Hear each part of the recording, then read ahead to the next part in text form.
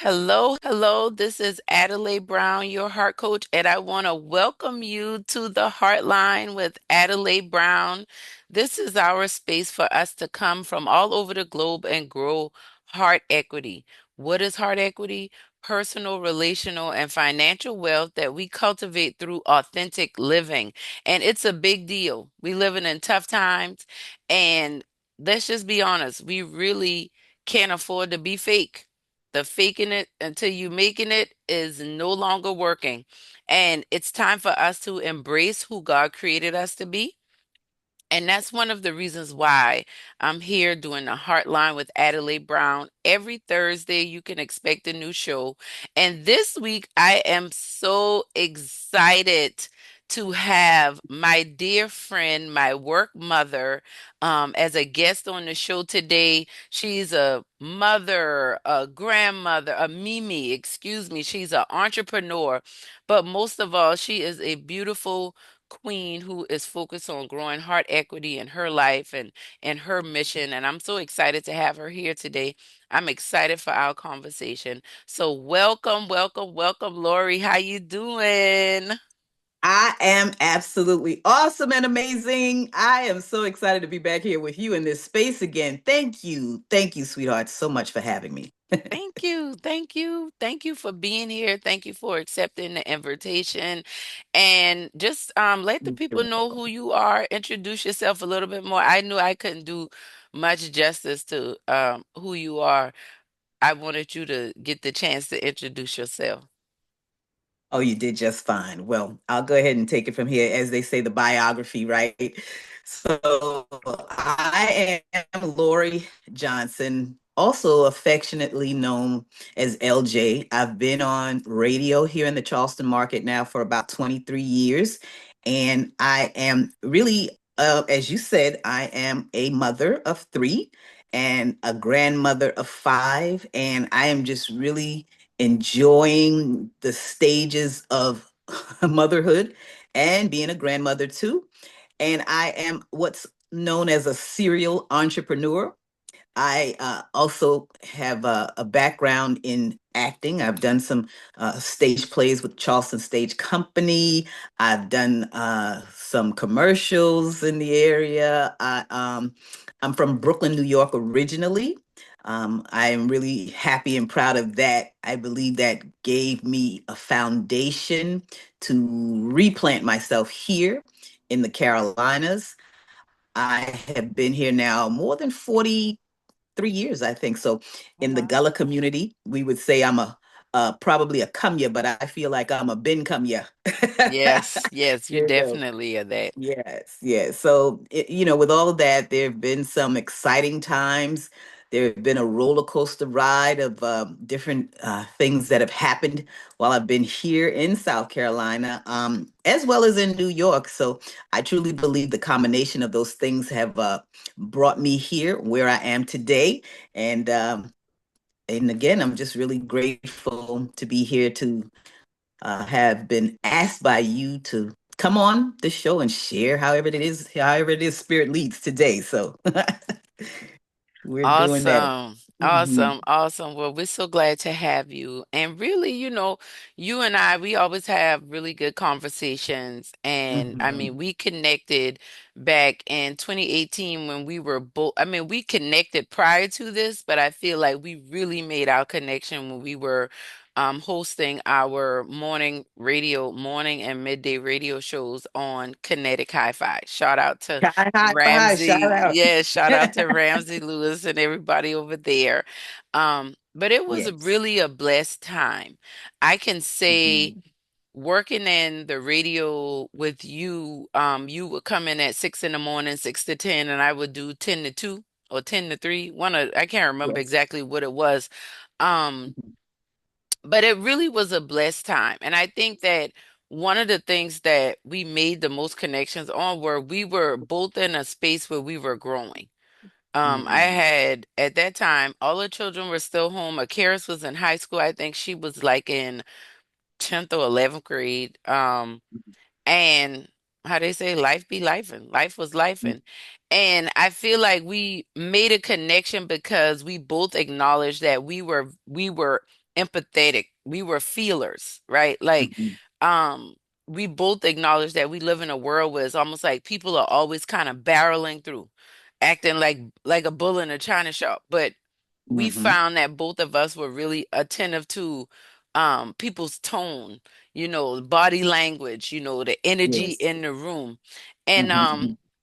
so I just wanted to talk to you a little bit about growing heart equity and just how how do you navigate the world?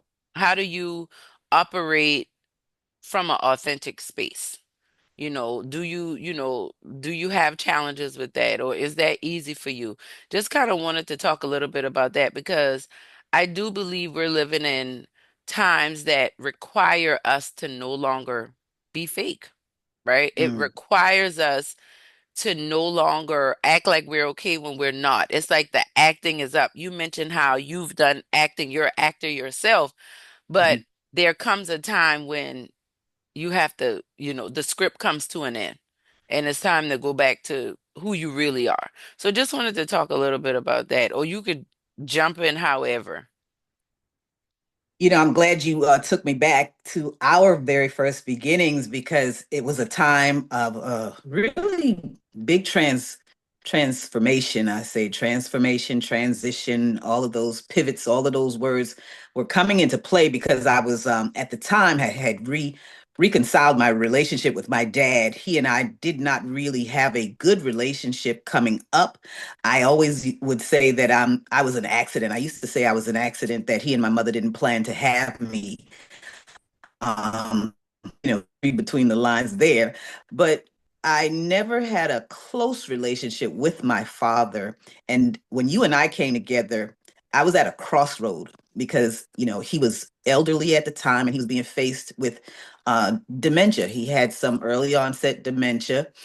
He was leaving his house and, in various stages of undress because his wife had passed some years ago. And so he was living alone at night. And, one of my cousins came in and stayed. And for whatever reason, the situation didn't work out. So it presented an opportunity for me to decide whether I was going to use that, maybe the fact that we did not have a good relationship to not be responsible for feeling that I wanted to take that opportunity to be a caretaker and to operate in that manner. He had a caretaker in the day, but it was at night that it presented the most challenges.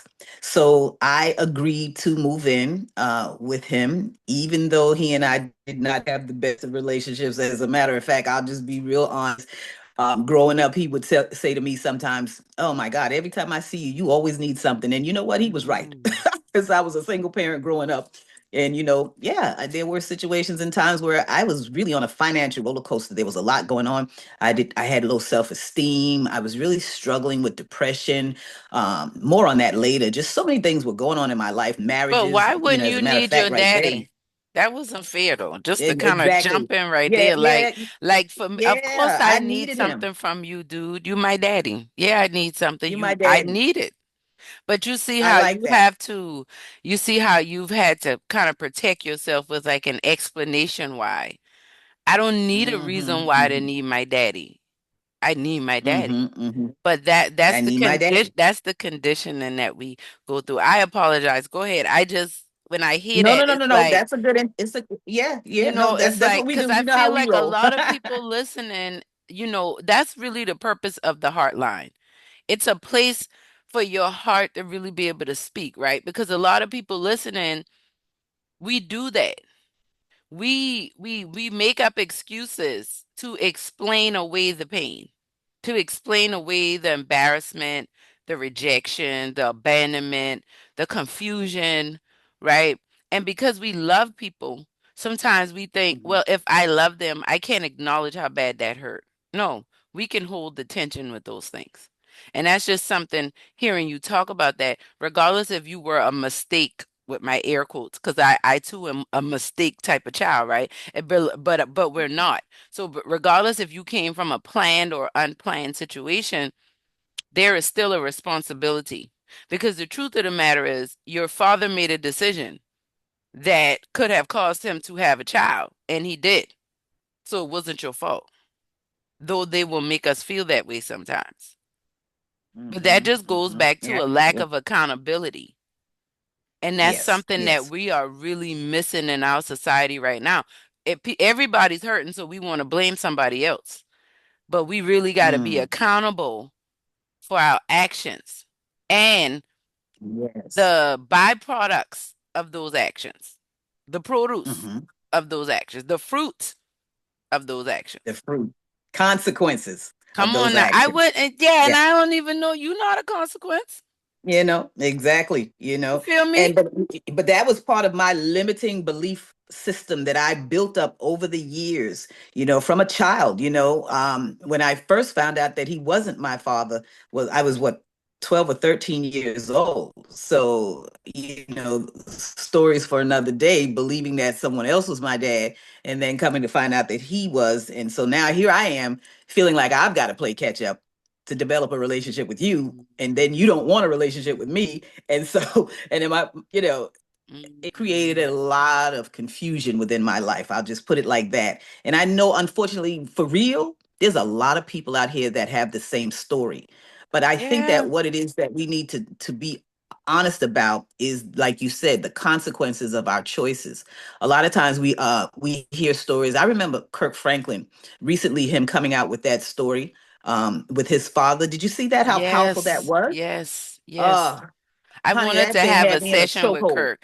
Yeah, I I wanted to bet you have a did. session with him because Mhm. I just felt like, and oh gosh, so many emotions. Go ahead. I'm listening. I'm trying so hard. You know how we go. So I'm many listening. it took me there too. It's okay. I'm with you. This We're gonna breathe, take a deep breath. Because, honey, let me tell you, that thing stirred up so much in me. And it really, really, and I interviewed Kirk Franklin one year in my radio career. And I remember liking him because he was so real about, he didn't grow up listening to gospel music. So that's why because I think that his gospel music, I don't want to go off too far, but I think his gospel music kind of got me off the off rough side of the mountain kind of thing, because he was the Yeah. first gospel singer. They was playing his music in the club, Yeah. stomp. Yeah. So anyway, that's a whole different story. But when he came out with that, and he had already been vulnerable when he talked about his problem with addiction, pornography addiction. He had Yeah. already been transparent in that way. So, but for him to be transparent with his dad, his own relationship, his own situation with his dad, that thing was Yeah. so powerful. Oh my God. So anyway, so for those who may not know the full Kirk Franklin story with his dad, you can go research it, I'm sure. But anyway, all of that stuff, I was dealing with all of that stuff. How I first met my first father, who I thought was my father, and I didn't get the reception that I thought I would, because I thought he should be happy to see me after all these years. You've not met your daughter yet, and this is how you greet me. It was a little bit, very formal. Hi, my name is, and that I thought that, wow, you should be excited to see me. I'm your little girl. You haven't seen me. You've never met me. But he was my brother's father. So since he Mm. was my brother's father, and I didn't get the same type of reception, then now I guess that's when my mother felt, well, this may be time for me to tell her that no, he's not your dad. And so I can remember the flood of emotions when I went in the room and I closed the door, because I felt rejected. Quite Yeah. frankly, I felt rejected. And I thought, well, what did I do to him? Yeah. And so when I was in there, my mom came in and she says, well, I guess I have something to tell you, that he is not your father. You could have just hit me like with a ton of bricks. And then with no, this is not being mean to my mom. My mom looked at me and she said, and don't look at me like that. And I thought immediately her guilt, her shame Absolutely. now was coming through to me, projecting onto Absolutely. me. And now you felt Absolutely. like I was looking at you in some type of a judgmental I way. am. I Yeah, am. I yeah, yeah. am. How about that? Mhm. I am. Yeah, yeah. And I am looking at you in a judgmental Yeah, type of because you way. tell me not to go out here and be fast. You tell me not to go and do these things, but I find out you can't hide something you've done and you've lied. Because even if Mhm. you didn't tell me my brother father was my dad, you didn't tell me he wasn't. You were That's just right. waiting to see how he responded. So now you Mhm. really caught up. And you mad at me because you got to tell the truth? Wow, Addie. You see, and that is the very thing about you that is what connected us initially. Because I was angry at my mom. I resented my mom, but I never wanted to face that fact and be honest with myself. See, I was hiding. I was lying to myself that I didn't like my mother. And even when I heard myself say that for the first time, I thought, oh, that sounds so awful. How could I say I don't like my mother? I think I heard you say it. That's what it was. I Mhm. think I heard in a session you were saying something like that, and it was resonating with me so very loudly that I had to hang up. I disconnected. I don't remember if it was a Zoom or if Probably it was a heart talk. call. It It was probably heart was talk. It heart was a talk. heart talk. It was And a you, heart when talk. you said that and we talked about it, it just made me confront my anger towards my mother. And I Hmm. kept saying to myself, but I can't be that angry with her because she's my mother. Why Hmm. I can't be like, I can't, how do I express this in a healthy way? How do I deal with this? I never dealt with the fact that I would see people always so happy with their mothers. They're out to lunch with their mothers. They're shopping with their mothers. So excited about being with their mothers and no, they can't wait to go get to see their mothers. And I didn't have a hostility toward my mother, but I didn't have that kind of a daughter mother relationship that I saw other women Connection. having. I You didn't have that didn't feel the connection. connection. Your mother was I not. didn't feel it. This is the language I have for this now. Your mother was not emotionally available to you, and you're an emotionally expressive person. Very, So it very sensitive. already was rejection from a child. Hmm. That's a part of why I believe you were so expectant of your thought of father to give you now this attention. And it took you back because you were like, hold up, I'm not getting it from her. Maybe he's gonna give it to me. And you like, oh no, he don't have it for me. Maybe I Mm. don't deserve it. And Maybe that's I don't shame. deserve it. And that's shame. And I That's feel like shame. and I That's feel like shame. that's something Mhm. you may have been carrying for a while. And it's not to dig up the past, but you see, like we're just having a natural conversation and this is what comes up. And I believe if it comes up, it needs to come out. Because what'll happen is you Mhm. will find yourself in everyday situations, but being reminded, this reminded me of when she rejected me. This reminded me of the deficit that I'm still dealing with. Because you're still in a constant, whether it's in your personal life with a significant other, now in your business life, in your career, with your coworkers. Now you're always constantly feeling like you have to prove that you deserve, that you are worthy, as my business partner would say.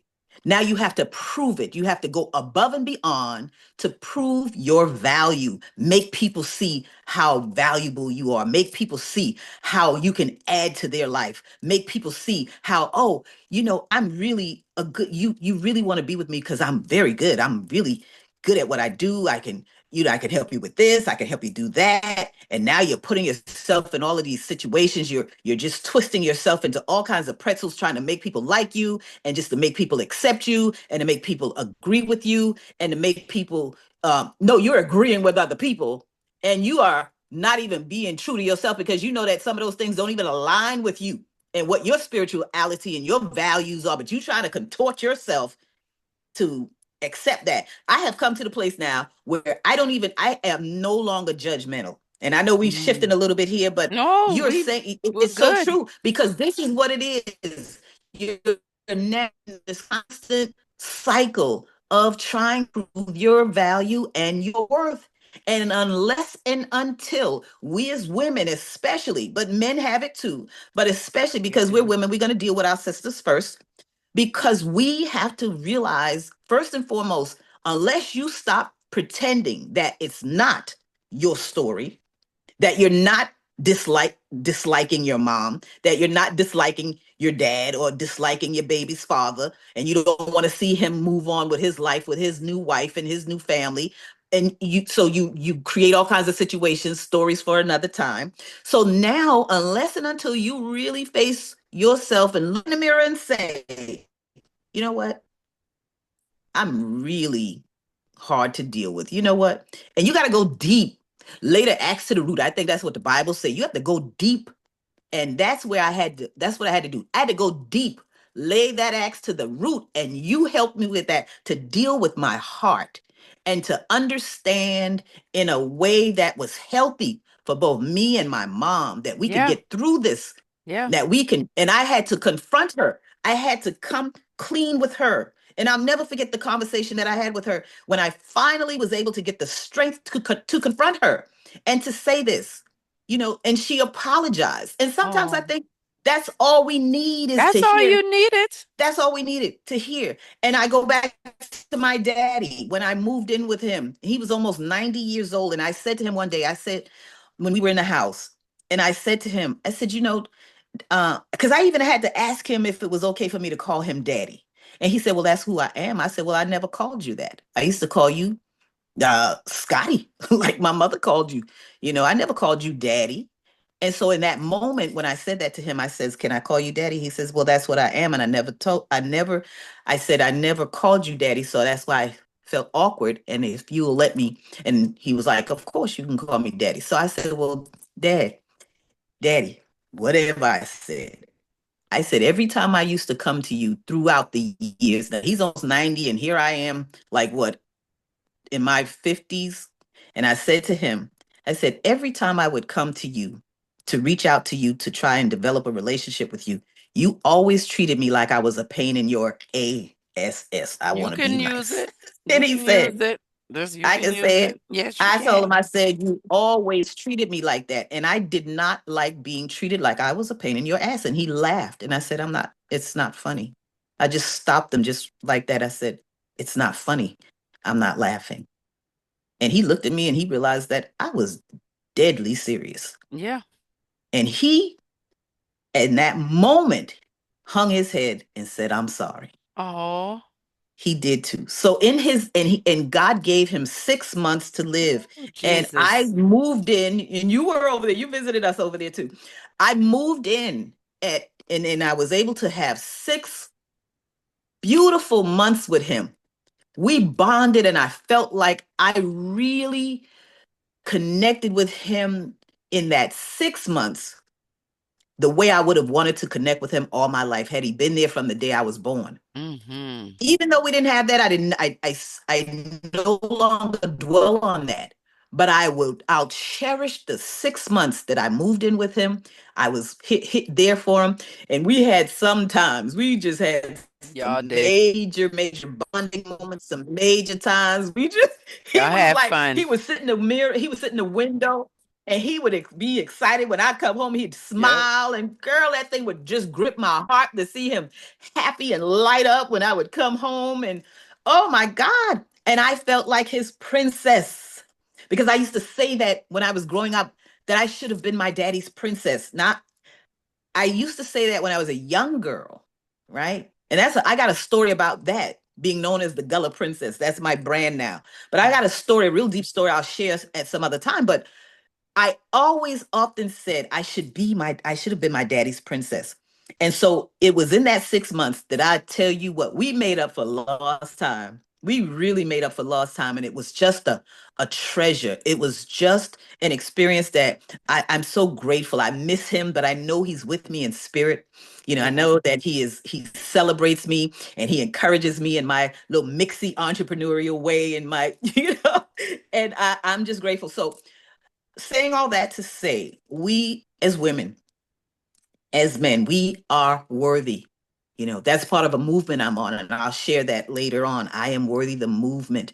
And I am so very grateful to God to be where I am today, because I feel free. I Mm-hmm. feel free. And I just feel so excited about life. I feel so excited about living. It's a place where I never thought it was a peace that surpasses all understanding, like the Bible says. It's a peace that I feel, that I feel alive. And when you're free of people and what people think of you, you really can now find and navigate your way and build on that more closely. So I'll just kind of bring this plane in for a landing, No, as another you're friend of mine would good. say, and You're allow you to go good. ahead and interject, because this is really a time of, now when we see what we see going on in life, it's time for you to now focus on yourself. Stop worrying about what's going on in the White House. I'm really disappointed in the things that are going on in the world too, but at the same time, to just focus everything, all of my energy on that, I would not be able to develop the light and to continue in the light in the way that God would have me to go, to be able to be a light to other people. And that's what is now is more important. We have to be able to give people permission to be light. And if you want to be the light, right? If you want to be the change that you want to see, like Dr. Joy DeGruy would say, if you want to be the change that you want people to see, you've got to do the inner work first. Iyanla Vanzant says you've got to do it's the dark night of the soul. We call it the dark night of the soul. And those nights might be long. Those nights may take a long time to get through and discover. And you might have some times and some moments when people don't want to be around you. You don't want to be around people, but your solitude is powerful. There is a power in solitude. Okay. I don't like being lonely, but I love being alone. I love being with myself.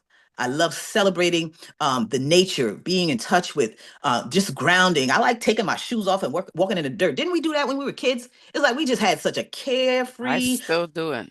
You still do it? I Yes, I do. do. I walk around barefoot outside. I'm not worrying about my pedicure and stuff like that. I can get Kevin another just one. teased me about my foot being dirty. I said, I don't care. I was walking outside. I don't Kevin say your care feet now. He dirty. said, your foot look like God one of today. them. You know when the little baby's foot be dirty when they be babies and you I look at see. their foot. Yeah.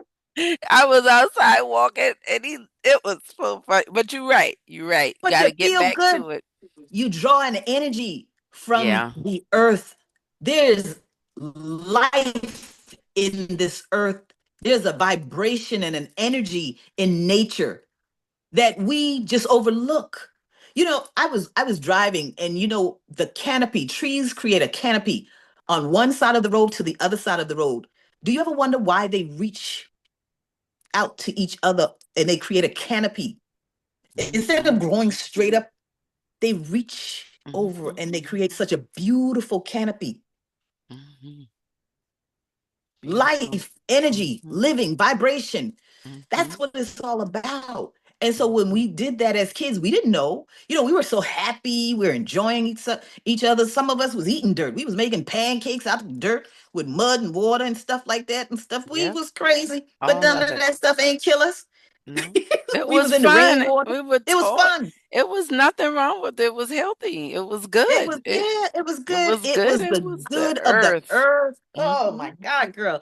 Yeah, so I'm just really enjoying today, just sharing with you, because it's really bringing us back to who we are. Yes, we're upset. Yes, people have been losing jobs.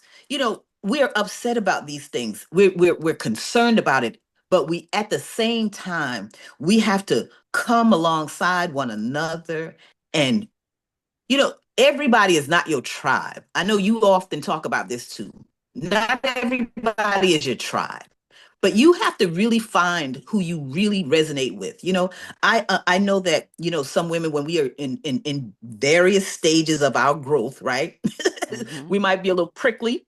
We Mm-hmm. might still be in those stages of growth, and you might need to just be able to just drop something on somebody and just keep it moving. You might have to show a little bit more love. You might just have to show a little bit more patience.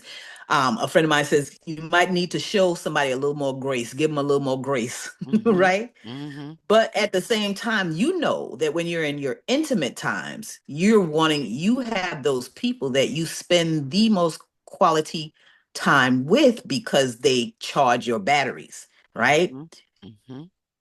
And if people are in their degrees or in their different levels of adjustment and growth and things, there's the girlfriend that is constantly talking about the one that's doing her wrong, years and years and years and years. And you've been lovingly trying to work through that thing with that girlfriend of yours. You've been lovingly there for her. You've been the shoulder that's she's crying on, and Mm-hmm. years and years and years. But there comes a time, coach, heart coach, right? There comes a Yeah. time when you may need to be like, what is it? A little tough love. It's like the dog they say that's on a nail. The dog is whining on the nail. Oh, the dog is in pain. And somebody said, well, why is that dog whining like he is? Well, there's a nail right there that he's laying on. And somebody said, well, why don't he just get up off the nail? Get up off the nail. So I'll let you take it from there, sis. No, I think that's a very valid point. And I think I'm gonna go back to what you just to kind of go off a little bit of your story. I think that when when my mom felt like a nail and my dad felt like a nail, maybe I think that pain is a part of what I'm supposed to have. Maybe I think this is the life I'm supposed to live. And I think a lot of people Mm, get stuck in mm, that cycle. It might be mm. familiar, it does not mean it's good for you. And for those of us who may have had parents who were not emotionally available, mentally, physically available, um, then I think, and it's not just about parents' upbringing, just your formidable years and how you learned to receive and give love, um, or the lack thereof. I think that really impacts how we go into every other relationship. It's like when you hear people talk Mhm. about, you hear people say, it's like you're dating the same person. They got a different name, a different social security Mhm. number, but the same person keeps coming into your life. It's because that's what you're attracting. But you're Yes, yes. attracting it because that's what's familiar. It feels That comfortable, feels that familiar. allows you to Mm. continue to be the way you are. This person, this person, though their relationship might be uncomfortable, they don't force me to change. Mm. Or I might get uncomfortable enough that I might change. But a lot of times we continue the patterns we're used to. Mhm. Mhm. Right? If you didn't grow up in an environment where you saw your mother having a healthy relationship with men or with her friends or your relationship with her, so that right there can cause a problem. I realized Yeah. for me, because my mother was not emotionally safe all the time, that I Mhm. had this inherent distrust for a lot of people, including myself. That's good. But science shows that how you view the world, your relationship with your mother determines how you view the world. Your relationship with your father determines how you view God and his sovereignty. So if you had a daddy Mm. that was abusive, then you will see God as an abusive God. God don't seem safe all the time. If you Right. had a He gonna send father, me to hell. there you go. He gonna send me to hell. He mad at me all the time. I'm always gonna Mm. everything I do, I'm going to hell. Right? And that's not Right. God. But if your That ain't father God. was critical like that, or you Mhm. grew up in an environment where the masculine influence was critical or not there, and people wonder why. And it's not about you do that's why when people go to therapy or get coaching or get in these environments like a life support group like Heart Talk, things come up that they forgot about. Things come up that Mhm. um it's like, wow, I forgot this happened, or I didn't even remember that, or whatever, because Mhm. you Mhm. find yourself in a safe space. Mm. We don't realize how much, when you talked earlier about we need to give people permission, we don't realize how limited we live our lives until we actually start to experience freedom. Yes, that's good. That's good, Eddie. You Mhm. know, Mhm. and so it's like this is all necessary. We have to have these conversations because um it was something else that you said, and all of this goes together, but it's this whole idea of nobody's going to come and save us, but Mhm. there are already people there willing to support and help and love me, but I have to value myself enough to be open to receive that. I have Yes. to value myself enough to Mhm. not not overwhelm um what I know to be true for me by your opinion because I want you to like me or love me or accept me. I don't need to limit myself, my bound and forego my boundaries so that you could love me or be a part of my life. And Yes. all that goes back That's to you good. talking about tribe. I'm just kind of like, just like listening to you, and I'm like, it's so many of us are dealing with just so many things, and I feel like these conversations need to be had more from an Mhm, authentic mhm, space. I know for me, when I do hear people having these conversations, what what I do also notice is it's I can hear the armor a lot of times. Even people who are doing their work, it's like a hardness. But healing requires you to soften. Healing requires you to rest. And for many of us, that's rest for our soul, rest for our mind. I tell mhm. people all the time, I say, "Are you resting?" They'll say, "I'm resting." I said, "No, I know you're sitting still, but are you resting?" Well, that's good, Addie. Come on now. Because That's real good. your Hmm. brain is still going. You constantly, did I get that right? Did I do this? Did I call that person back? Did I follow up? Am I getting this right? Oh man, I didn't do this. I didn't do that. I don't have this. I don't. It's like the more you embrace yourself, the more you can cut those thoughts off. The more you embrace yourself, the more you can slow that down. Like you can be a serial entrepreneur, but it doesn't mean that you feel mixy, unless mixy is how you want to feel. Because That's like good. y'all, those listening as not Geechee, then you know if somebody call you mixy, that could be a good or bad. They could be complimenting you or throwing some shade. You just don't Throwing know. some shade. You Hmm. just don't know, Yeah, right? yeah. He's so mixy, It's so mixy. Every time you look, he's doing something different. doing Oh, what are you something. doing now? He doing Yeah, something God. every time. What you Every got time going you on look. now? Hey. But the thing about that is, it really don't matter unless you believe it. Mm, It really doesn't matter. It won't have a sting unless it's something in you that relates to what they're saying. And that's all a part of self love. That's all a part of self acceptance. That's why, like, and you know, when we connected, I was writing and finishing Help Save Me from My Broken Heart, Your Journey to mhm, Living and Loving Again. mhm, And especially since losing mommy, those 6 steps, I heard God like tell me those steps aren't fake or phony. Those steps are real. And I'm saying that because when we really say, I want to be who you created me to be. mhm, And from that being, I'll do. I think a lot of times we're trying to do so that we can become. And we have it wrong. It's back to what you were saying about the energy from the earth. The energy from the earth is always the ion, is always in the atmosphere, but a lot of mm. times we can't receive it because we moving too fast and doing we too Moving too mixy. fast. In Hmm. that Mixy. case, we too mixy, Okay. right? Slow down. Slow Slow down. down. Slow Right, right. down. Mhm. It's like Unplug. being Hmm, thirsty. hmm. It's like Ooh, you're running because you're thirsty, but you don't slow down enough to drink and to wonder get why you something to can drink. never quench the thirst. Oh, that's so good. That's so good, Addie. And just going back to the observation of our foreparents, I think that there is also a generational trauma that has come down as well that we Absolutely. still have in our DNA and our genes as well. Something that we are not probably even aware of unless we really talk about that.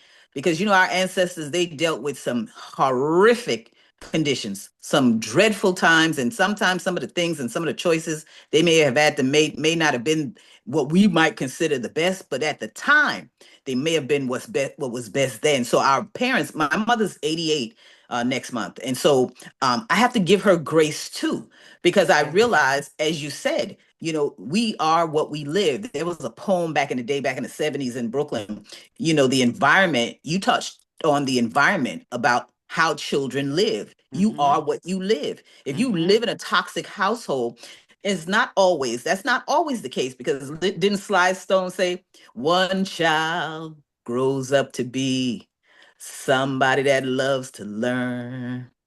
Another child grows up to be somebody you'd love to burn. So so it's not always, these are not like hard and fast rules that your environment is going to make you what you are, but it does have an effect on you, because that child that is the achiever, overachiever. Maybe that's the learner. Now they've received all kinds of accolades in college. Now they've got the degrees. Now they go through work and they're just the achiever, the achiever. But that trauma of that household, right? That they have always now they've got to prove themselves. So there's an imbalance. There becomes this disharmony, right? This Mm-hmm. imbalance because they're the overachiever, but now the other one, we can't throw them away Mm-hmm. because they just have not gotten the tools that they need in order to deal with the trauma of the environment they grew up in. So we can't throw them. We both of them gonna have some stuff, and we're Both dealing. of them have stuff. It's Yeah. just we live in a society that chooses some stuff over the other. Mm. Like it all stink, but people just choose one scent over the other. Oh my goodness. Oh my goodness. It's And, all and stink. it's all stink, right? Yeah, yeah, yeah. One I is just like more that. tolerable than the other in the environment and the culture that we live in. We are much better receptive to a high achieving idiot than we are to a genius who may have chosen to be homeless. Come on. Isn't that something? And didn't we just see that in the example of the what was her name? The young lady in Vogue that she says, I'm not homeless. I chose this is the life I've chosen. She's living in her car, that young Hmm. lady that was the singer within Vogue. And but Oh, there are okay. I don't know cases of about that story. yeah, But yeah, people doing yeah, it. A that lot of I people. won't get too deep in it, but some people like that because of the freedom it gives them. But we think, oh, everybody immediately thought we should feel sorry for her because she's homeless, she doesn't have money. No, she said, no, I'm good. But in the case of the homeless, still homeless people who are on that genius, you're absolutely right. That exists as well. The brilliant person or who has the capacity to be brilliant and to come through that, to get through that. They've got the fortitude in them to want to come through that. They know they're picking through the garbage. Dr. Venus Opal Reese, for example, she's got that story. Multimillionaire, she ended up being a multimillionaire, but her beginning was laying and sleeping in the street, eating out of garbage cans, and just having that life, going through addictions, having all of the traumas that you can name. You name it, she went through it. So for her to be able to get through that, it's possible. And this is the Mhm. light that we want women to see, that you can come through that, but you've got to be able to, somebody's got to see you. I think that was part of her story. Somebody saw her and just simply gave her some sanitary napkins or something, some things that, hygiene and everything like that. And it's just the simplest thing that we as people, that we just take a pause and understand that we don't know what people are going through. Sometimes Absolutely. I'm trying to tell myself that, if someone's harsh, if someone cuts you off, if somebody speaks, I'm trying to really get to the place where I say to myself, let me try and give that person grace. Even in my own family, with my brother, dealing with my mom, him being her caretaker. But anyway, I just really feel that we're at a place now where we just need to relax and stop throwing shade, stop being, because you might feel like you got room to throw some shade at somebody. But there's something that you know what it say? If you live in a glass house, don't throw no stones. Yeah. You And may feel that you everybody can going through afford something. everybody got Yeah. something they're going through. So don't Yeah. be feeling like you got room to look down your nose at somebody else just because they sin ain't yours.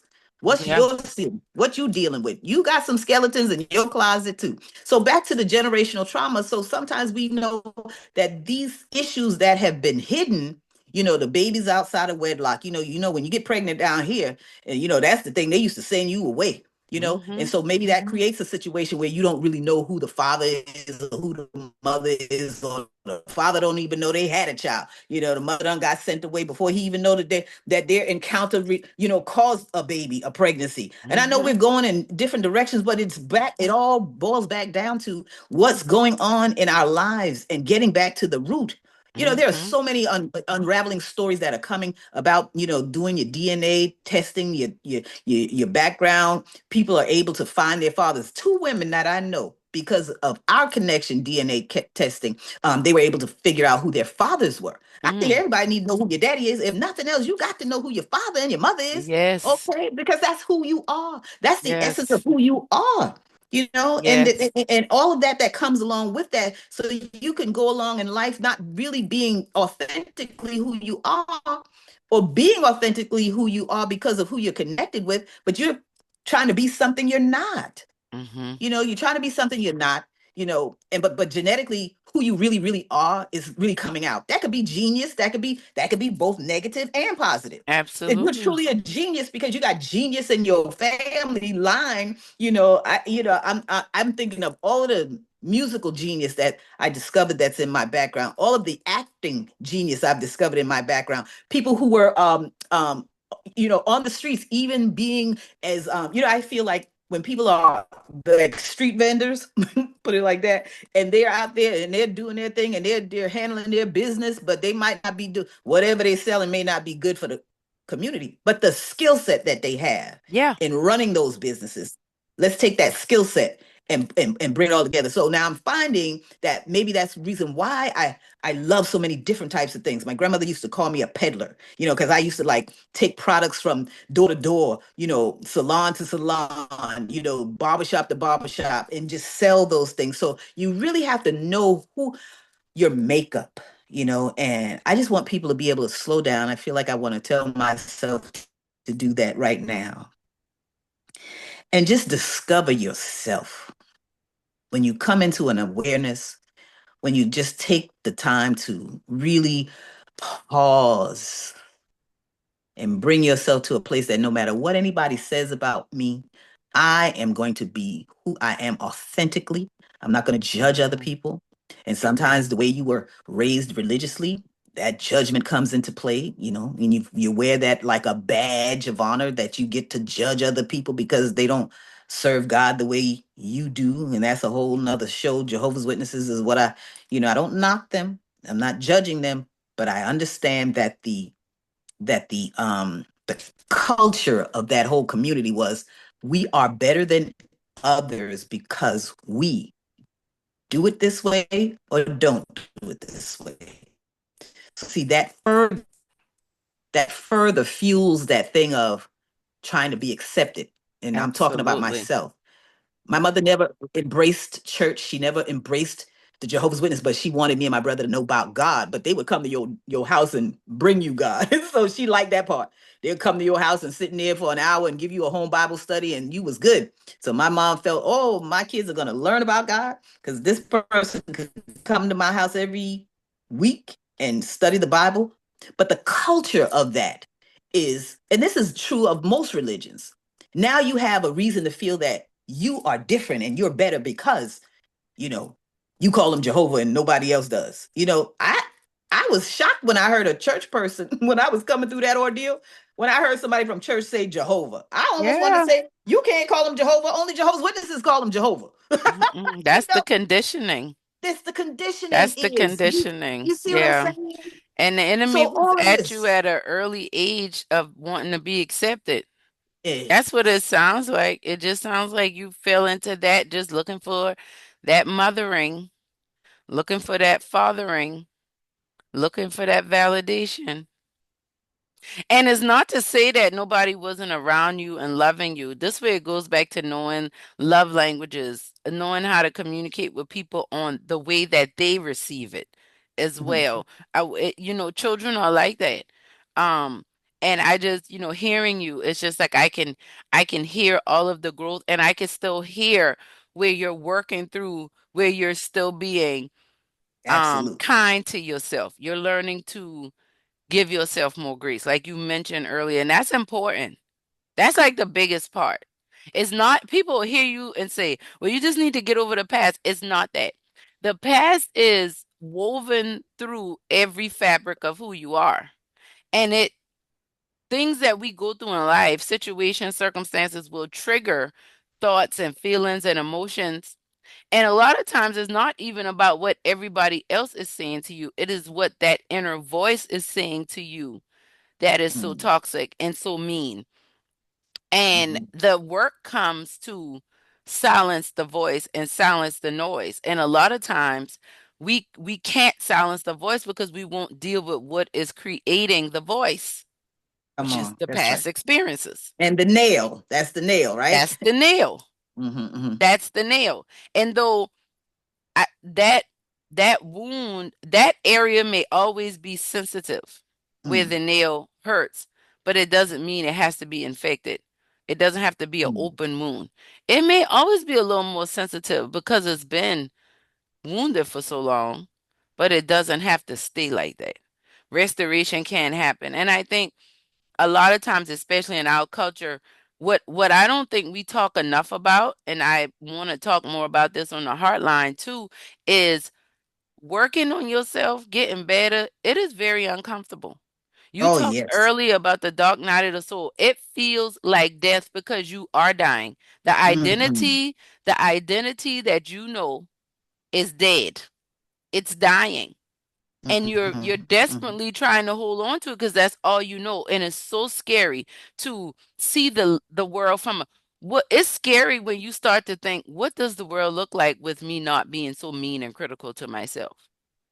What does the Mm-hmm. world look like if I literally go through my day not worried about survival, money and love, who gonna love me, who not, but from a space of what do I need today? What does life look like when I operate from that space? And a lot of That's people good. say, well, you can do that, but I can't. Yes, you can. Yes, you can.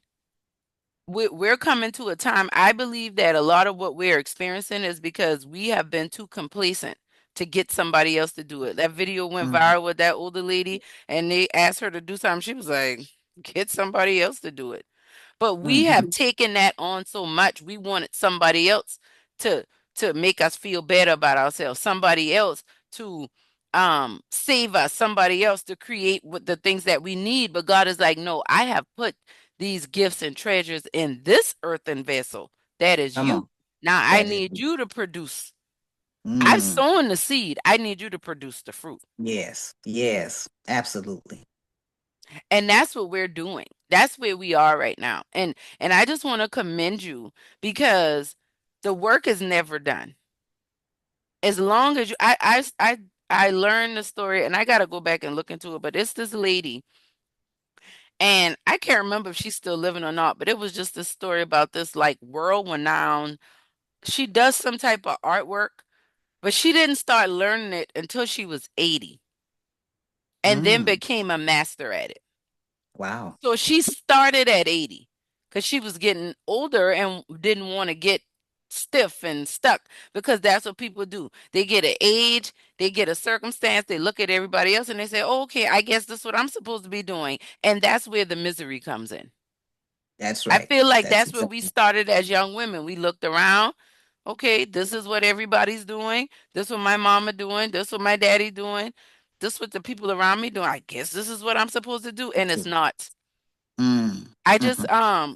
I like to listen to the Mel Robbins podcast and she had a I think he's a psychotherapist on there, Dr. Gabor Mate. I encourage you if you ever see something with him, listen to him. In the Um realm of hungry ghosts. so I you know think who that's I'm the name of talking his. about? Okay. Yes. Yes. So he was saying he and it might have been him or they were quoting somebody but talking about like your nature versus nurture. And you have generations of genetic experience inside of you. If they could Mm-hmm. prove that the Holocaust survivors passed down trauma in their DNA, then we know everybody else passing down trauma. And he talked about that. He said trauma is passed on in utero from a mother Mm-hmm. to a child. And it's not to blame the mother, but Mm-hmm. what you're experiencing Mm-hmm. your child in you is going to experience. There's no detaching. There's no disconnecting Wow. from that. Wow.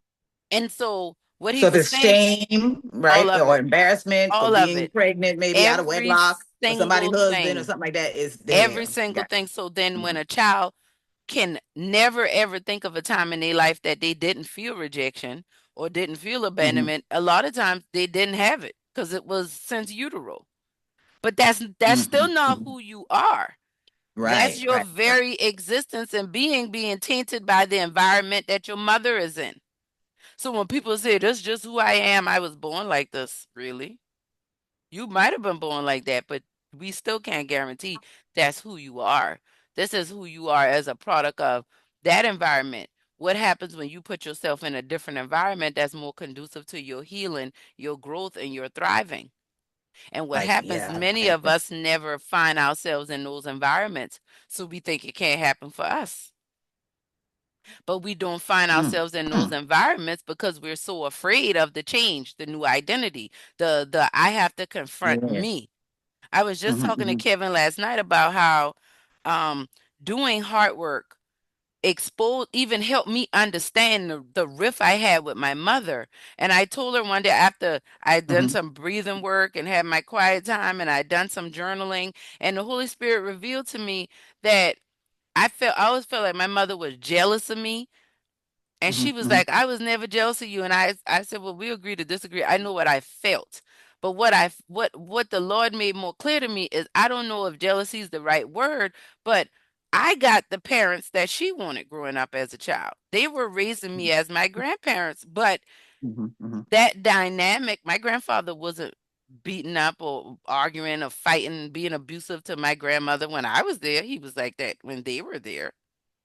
So Oh, it's wow. this, my daughter, I'm seeing my parents. It's like when older children see their parents and they always like, you nice to the baby child, but you didn't treat us like that. You hear that all the time. All the time. That's right. You're right. But like he the and it's like and with me working through, God told me all of this before I heard the scientists telling me these things. I That's right. knew these Yep. things. I was telling y'all, we this stuff is Hmm, hmm, happening, and I was impacted by that rejection in my mother's womb when she found out she was pregnant for a married man, and her family that's right. told members told her to get an abortion. Not all of them, Hmm, but some critical ones, and so that rejection was there, and that's not who I was designed to be, but what he said was genetics is like the gun. Environment is what can or cannot pull the trigger. So the potential is mm, there. That's why one child love to learn, one child you want to burn. hmm, hmm. Wow. Well, and it's so critical that you even in there's a freedom in even saying that. And Yes. I recognize when I heard you say that just now that your mother was pregnant for a married man and some critical people close to her was encouraging her to have an abortion. And so to be able to get to the freedom to be able to say that without thinking I am going to hurt my mother. I'm still there. Now, she herself, she's even said to me that, you know, this is what I dealt with, why I always wanted to be involved with a married man.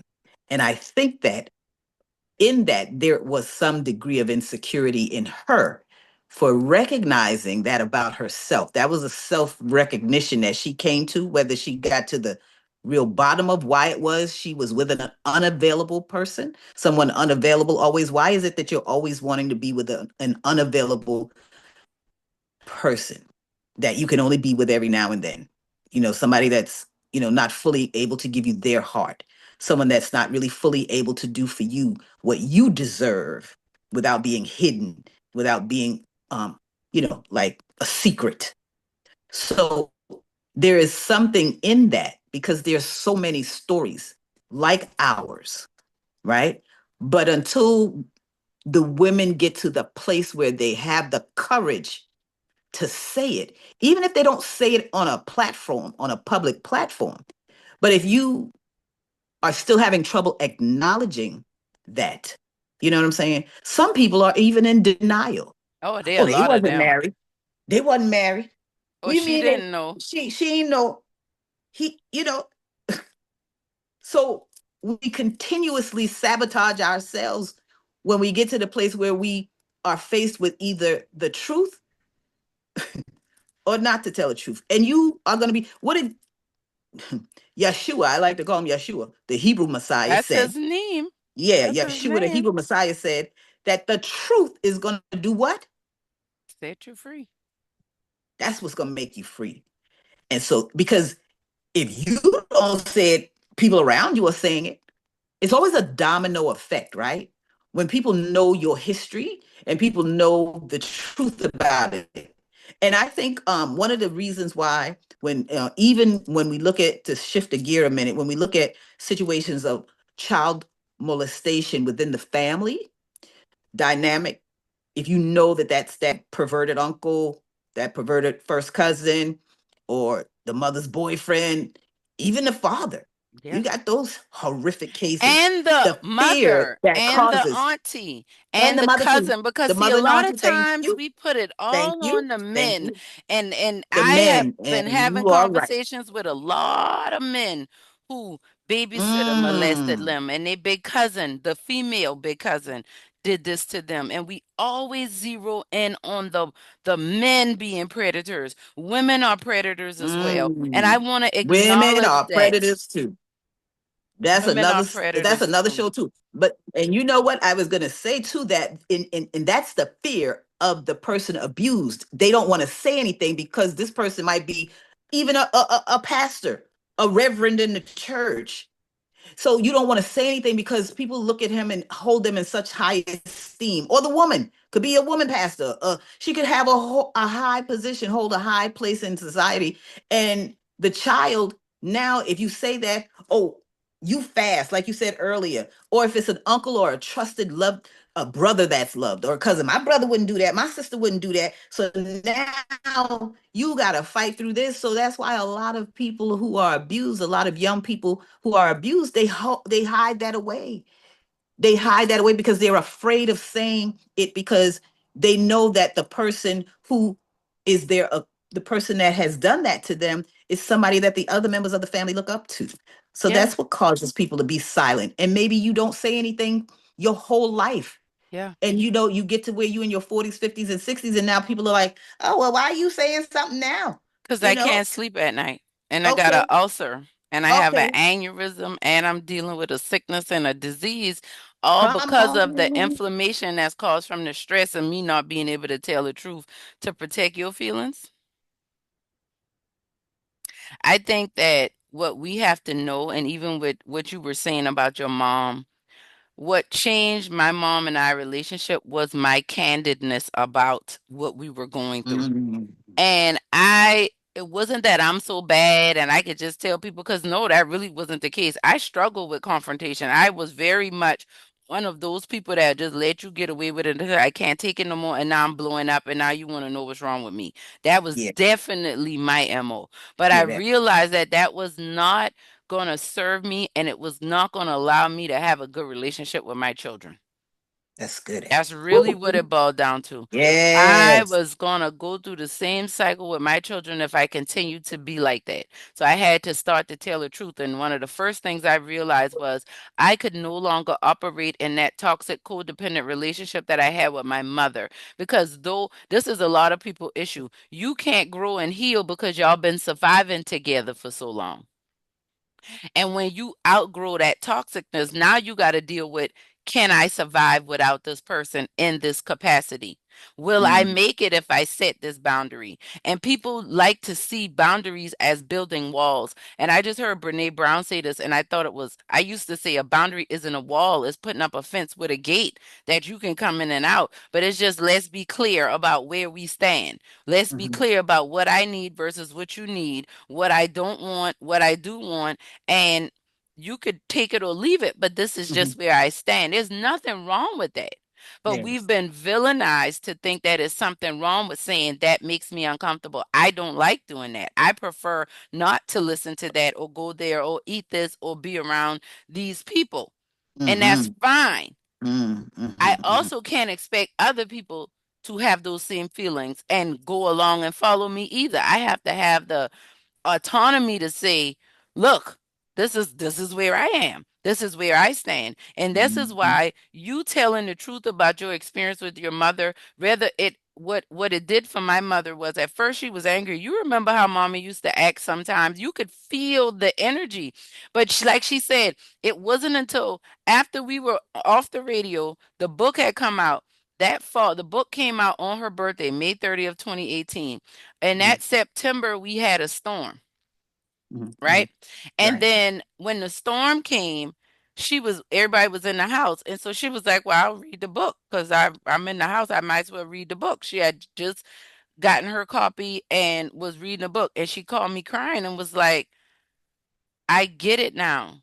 I Mm, thought, she said, I read this book bracing myself, expecting you to just be bad mouthing me and talking about me. She said, but actually, I get it. She said, all I heard was a woman who's a daughter just expressing, and she said, I could relate. I didn't know I felt that way about my mother until I mm. read the book. And so Wow, Ashley. it shifted. Mm, I didn't feel like you were attacking me anymore. You helped me mhm. be able to actually deal with some unresolved things I had with mama. This 2018, my grandmother died in 2009. So people think like it never leaves you. So there was a lot of work done around that. My mother had to talk about how as amazing as my grandmother is and was, she didn't always get what she needed from her mother. She didn't Mm. always feel seen and heard in the house. Well, of course, you eight of nine children. That makes a lot of sense. But what is the problem is when you don't feel like you can express it and be honest about it, then now you live your life and people call you a bully and people feel like you're Yes. overbearing and people Mhm. feel like sometimes you're too much, but really they don't know that's coming from an insecure place where you don't feel seen. You don't feel heard. So That's this right. is what you do. And so I'm like, I get that, but that's too much for me. Now that Mm. I'm a wife and a mother, I can't cater to you like that. You chose to be single. You don't have no man. You live in this lifestyle that you live in, and you want me to cater to you because you're lonely. No, ma'am. I can't do that. You're not number one on the Mm. priority list, and I love you and your mother, my mother, and I'm honoring you. But I got a myself and a God to serve. I got a husband. I got kids, and then come you. Mm. Ooh, That's ooh. the order that God set up. That's the order that God set up. That's the order. And if That's the that hurt order. your feelings, that's Yes. your problem. Book your therapy appointment and talk about why that's a Mm. problem. But see, we Yes. have too much toxic codependency back to generations of struggling and getting by. So it's so much intertwined in that, on top of trying to tell people you love and you're surviving with how much the conversations hurt. And Mm. I can no Mhm. longer, I don't want to do this. I don't interact like that. Like I just had to tell somebody, they were like, we don't talk as much as we used to. And I had to tell them straight up, I don't have time for surface relationships. I mean, I can do that professionally, and that's fine. But the people that going to be getting access to me, on a personal level, we got to go deep or we can't go at all. Because, see, the life that I live, I need a anchored in a strong foundation. That means I'm emotionally available. You're emotionally available. We're there for each other in various capacities. I don't want all this, how they say, pussyfooting around and tiptoeing around. If I Mm. got to do all of that, we can't hang out. We can't hang. We can't hang, And that's sis. why I don't hang with a lot of people. Right. Because I need people who can check me, I can check them. They can celebrate me, I can celebrate them. I can love on them, they can love on me. And we can give each other space. And if I don't answer and don't text back, you ain't talk about, are you mad at me or is she acting funny? Because if you really know me, you know you need to call me back. You need to text me back. Oh, Eddie, God, today I'm serious. And I don't have the energy to be No, I explaining don't all have this. the energy for that. And and it's so much what you're saying is just really knocking the ball out the park, as they say. Superficial, fake, and just can't really. No, I can't do that because now what you discover is, and I heard you say something about with your mom, maybe feeling a jealousy for you Yeah. because you have people that really don't know. They're really trying to process you, right? And they feel like you're too much, and they that's that fake and superficial. And but you just said it the other day, we cannot afford to dim who we are because God has called you to such a elevated place to be the light. Once the dust settles and the smoke clear, you got to be the light still standing there. But you cannot be, you have to be able to recharge. You have to set your priorities. You cannot worry about people who are still in a place emotionally where they're only thinking about themselves and not understanding that you have to, and you have the right to have that assertion that I don't have time for that. I don't have that energy for that. And If you still want to be my friend and I don't answer, please don't get. I lost a whole friendship with a young lady that said that to me one time. She said, you weren't there for me. And It was I was going through with a wasn't a husband real that, friendship. okay, and I'll never forget it. I'll never forget her saying that to me. I don't want to be your friend anymore because when I call so and so, she's always there for me. And I thought, is this really? Am I hearing really? Am I really hearing this? And I said to myself, I says, and I can remember getting up, me and my husband at the time, getting up out of our bed 3 or 4 o'clock in the morning, where her husband was threatening her. And I said, babe, come on, we gotta go.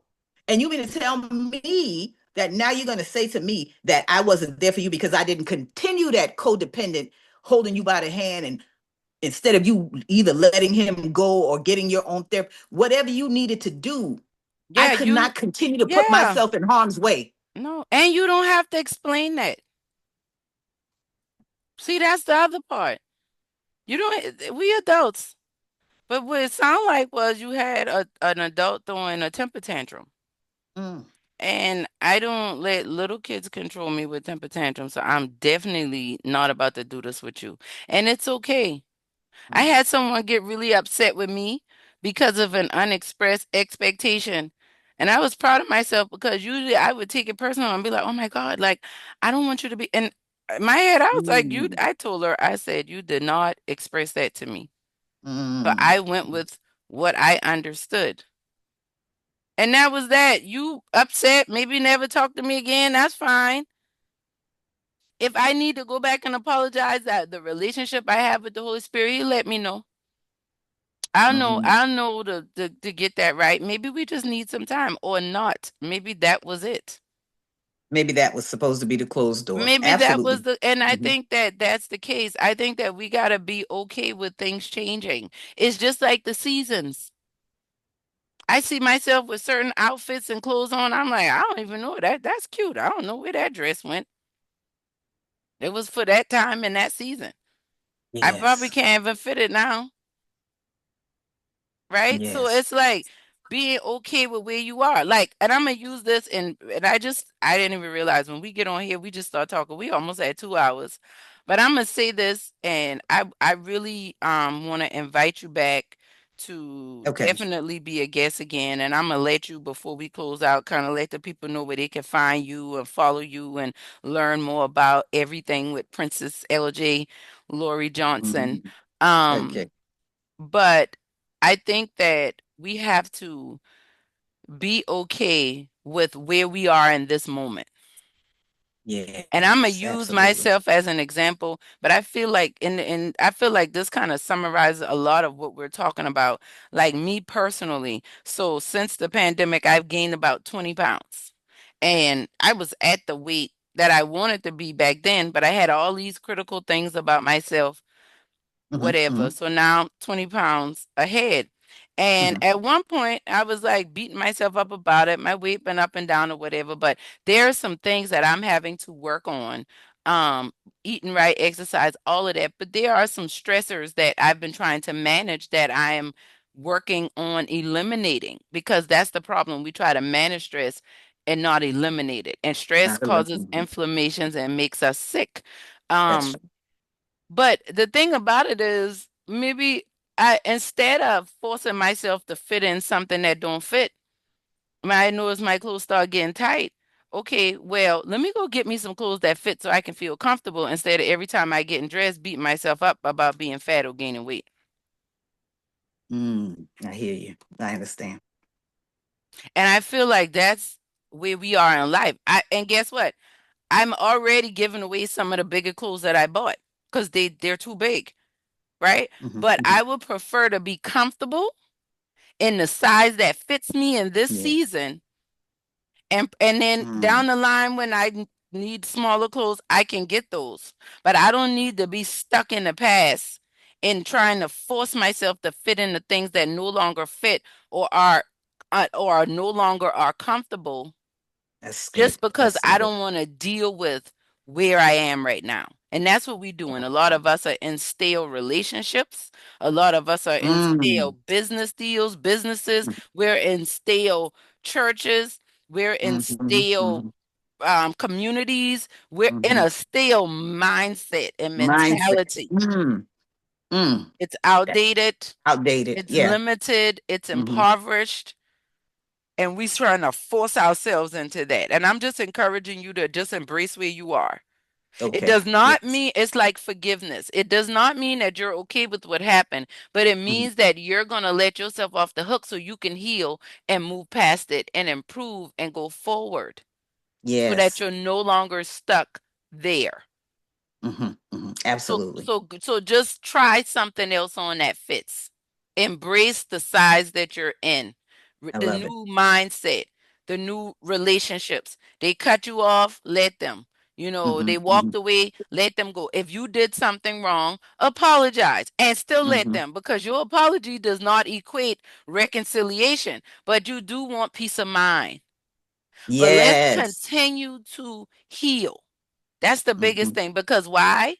Because we Hmm. are Hmm. worthy, right? We are worthy. We are worthy. Absolutely. So let the Mhm. people know where they can find you and connect with you and hear more about beautiful, beautiful Lori L.J. Johnson. Oh, thank you, sweetheart. Just I want to just really, really emphasize how I'm just really so grateful for our relationship, for our friendship, that you consider me a work mom, and that means so much to you, to me, in so many words that I cannot probably properly express, even though I like to talk.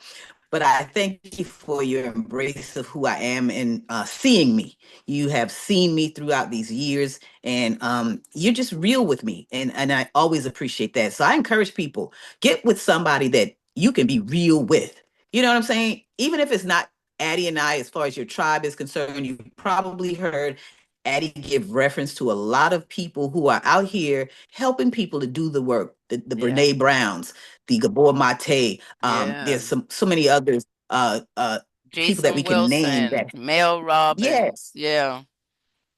Uh-huh. All of Yeah. those people, even our sister Iyanla, she Iyanla, certainly has I gone love through her. her. Yes. Yeah, I love her, and she's gone through so many things. Jewel Diamond Taylor, remember Mama Yes, Jewel, Doc and we Mama had her Jewel. on the show one. Yes. Yes. She's Jewel Diamond awesome. Taylor, Yes. she's awesome and staying in the light, and she has daily affirmations and different ways. So what we're saying that you will hear a voice.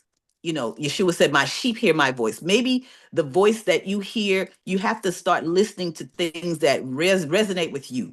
If you feel that these are voices that resonate with you and that they align with where you are, maybe even in your spiritual journey, get off the religious track. Let's do that. Let's get off that religious track, showing up just because you got to check off a box that I've gone to church. Let's get out of that, because you come out of there sometimes just as broken, as hurt as you are when you went in there, because you're not dealing with the issues.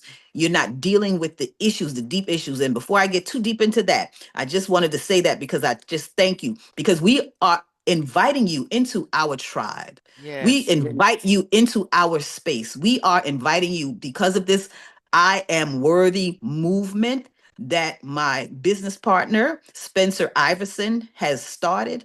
We want to help you to glow from the inside out. First of all, that's where it matters the most. From the inside out, getting your inner glow. And then by our skincare products that are really absolutely amazing, formulated with the best products. Some products that are used in skincare products here in the United States are banned in other countries, literally banned, because they cause all kinds of problems. Stories for another day. So we represent the best because you deserve the best. That's the movement. I am worthy. And when you've earned all of the funds that you want and you're ready to take trips, why not do it at the most deeply discounted rates that you possibly can? We've got absolute access to all of the discounts that you would imagine on pricing, on packaging, things like that. So connect with me. You'll learn all of this, because I know everything is not for everybody, but there is something for everyone. And if it's not something that I can provide, I will certainly point you in the right direction on where you can get it. And I may not benefit from it whatsoever, but I'm always about the principle of reciprocity. There is a mutual benefit. But it's important to get to know each other first. And I think that we're going to do more of this so that we can get to know, you can get to know Addie, you can get to know myself. And at some points, we're Yes. going to bring on other guests that are speaking along the same lines as I am. And you will be able to glean from these people and to connect with these people and to know that it's not about what's going on in the White House, but who are you? Yes. Who are you ready to show up to be? In So your with that, house. in your Yes. house, isn't that great? So Yes. you can connect with me on all social media. Facebook, Instagram. I am, I'm really gonna try my hand at TikTok. Hmm. Somebody encouraged me today.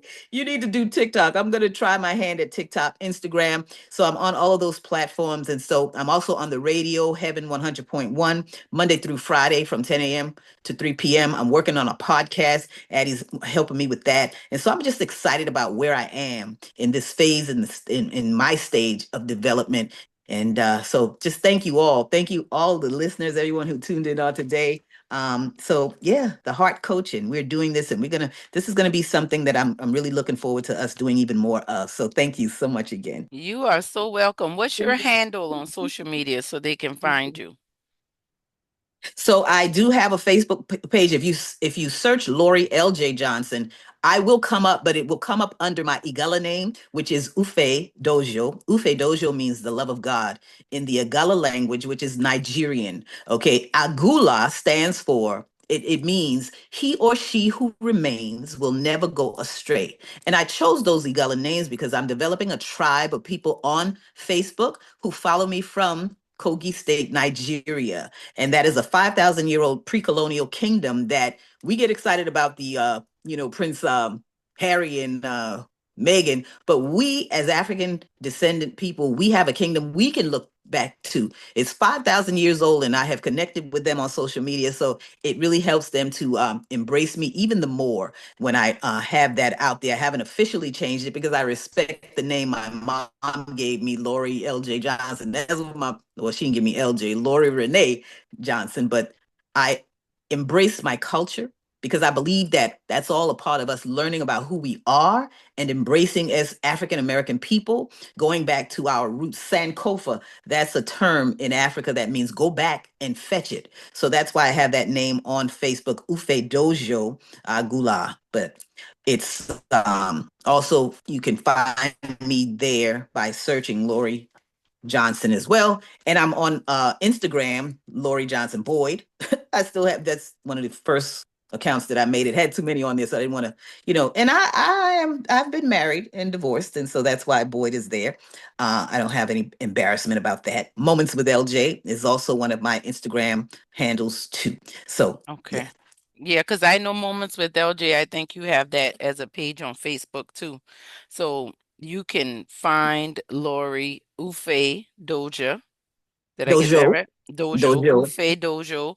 And you can look her up there using that search Lori L.J. Johnson or Moments with LJ, and either of those will direct you to her, or you can also connect with us. And what I'll do is in the description for this video, I'll put some of her handles on there so that you can connect with her as well. So I thank you so much for being here. And I thank you, Heart Tribe, for being here with us for season 4 of the Heartline with Adelai Brown. Remember, we are growing heart equity, personal, relational, and financial wealth that is cultivated through authentic living. Because I truly believe when you heal your heart, you transform your life, and that transformation transforms the world.